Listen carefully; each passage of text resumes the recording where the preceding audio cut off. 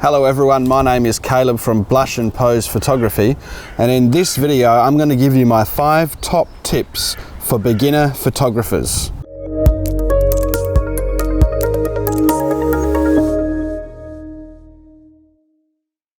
Tip number 1. When I first began photography, I kept on watching videos where I was being told to put my camera on manual. Put my camera on manual, they kept on telling me. And I thought that they were talking about the autofocus on the lens. And so I put the autofocus over to manual and started trying to use the focus rings to take my photos, and every single photo I took was blurry. And this was a big problem for me, and it was very discouraging because I'm supposed to be doing it on manual, but all my photos are blurry. When we speak about putting your camera on manual, it's your camera settings, your in-camera settings, but you don't really even need to do that. You can actually just begin by using the creative mode or using shutter speed priority or other things like that. So when we speak about manual, it's the camera settings. By all means, go for it. Try to put those camera settings on manual if you think you can, but don't put your autofocus over to manual. Keep your autofocus on. That's the first tip. Tip number 2, get a good camera. Now, the cheaper cameras, often the crop sensor cameras, have a very poor autofocus system. And so when you try and take photos, even with the autofocus system, your photos often end up blurry because the autofocus system is actually not very good. Now, I shoot with Canon. I don't really know anything about Nikon, but with Canon, I find that the autofocus system from the 80D or the 7D or the full frame sensor cameras, these are the ones you want to go for. Yes, they are more expensive, but you're going to struggle to get sharp photos all the time with a cheaper camera such as a 700D or a 600D or a 1300D. These sort of cameras aren't going to get you very sharp photos. I encourage you to get either a full frame sensor camera or an 80D, a Canon 80D, or a Canon 7D. Those ones have better autofocus systems and they do better in dark as well. That would be my second tip for beginner photographers. Tip number 3, learn to use flash. This is extremely important, even if you start with something as simple as an on-camera flash. If you take photos indoors, one of the things that you'll notice is that the lighting is not as good as outdoors.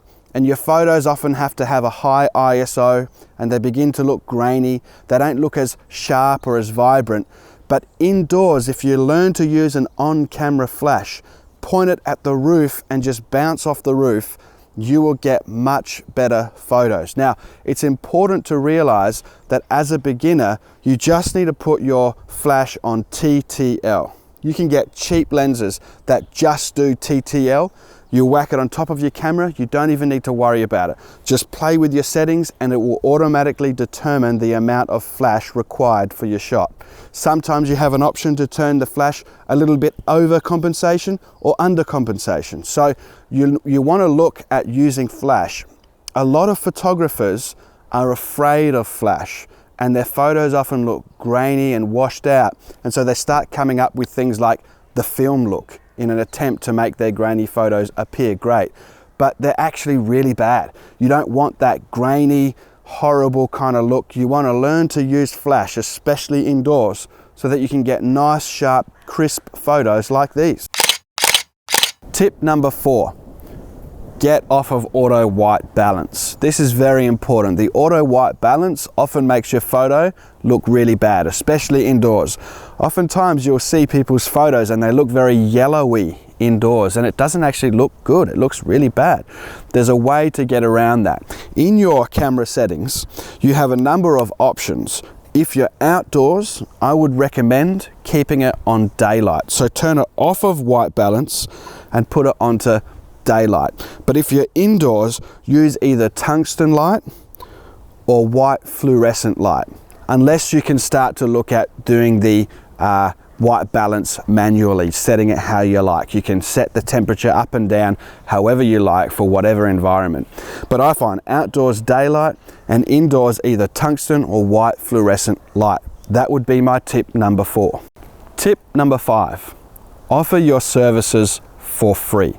As a beginner photographer, you don't have much of a portfolio. You've got a few pictures of your cat, maybe a few pictures of one of your friends, but you don't really have a good portfolio. So offer your services for free.